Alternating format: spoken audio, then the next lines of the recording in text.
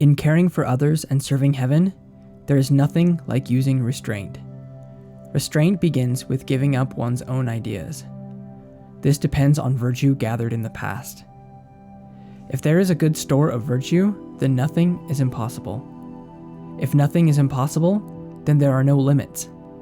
If a man knows no limits, then he is fit to be a ruler. The mother principle of ruling holds good for a long time. This is called having deep roots and a firm foundation. The Tao of long life and eternal vision. I had a bit of a hard time getting started on this video. The reason for this is that this chapter of the Tao Te Ching is one of the most important chapters in the whole text, and honestly I feel a little intimidated to tackle it, for fear that I won't be able to do the chapter adequate justice. But if there's one thing I've had to internalize throughout this Tao Te Ching challenge, it is that done is better than perfect. So I'm just gonna give it a shot, and who knows, maybe I'll come back and revisit it in a couple of years from now and I can do it more properly then. The reason why I feel like this chapter is so important is because this chapter to me is the summation of everything we've talked about up to this point surrounding the concept of virtue and following the Tao. I think that this is all really, really important.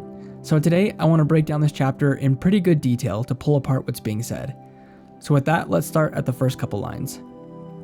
In caring for others and serving heaven, there is nothing like using restraint. In this particular translation, we talk a little bit about restraint.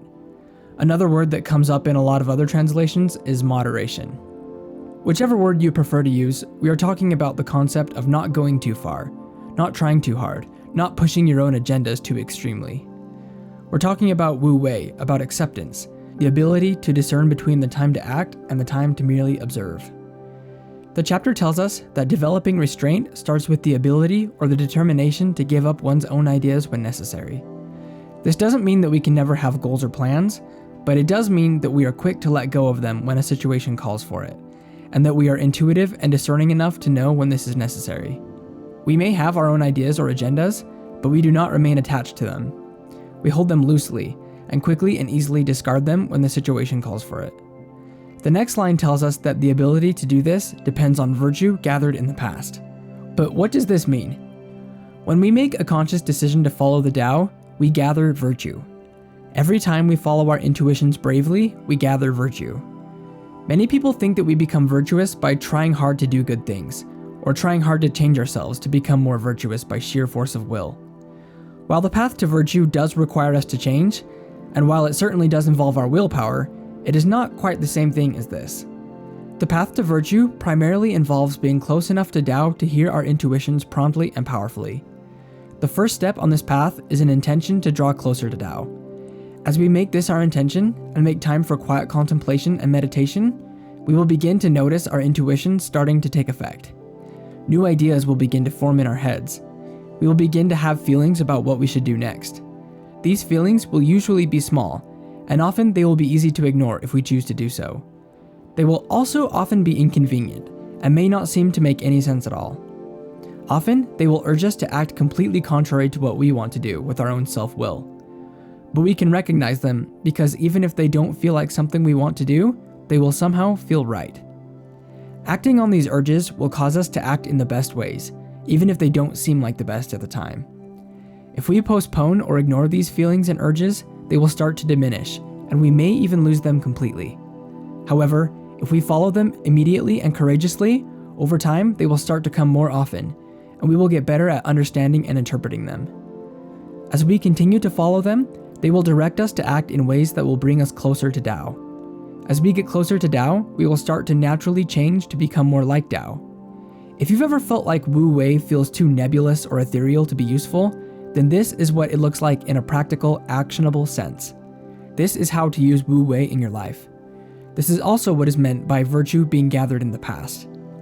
All of our past determinations to follow Wu Wei, as indicated by our intuitions, bring us closer to Tao, which naturally causes us to increase in Te, or virtue.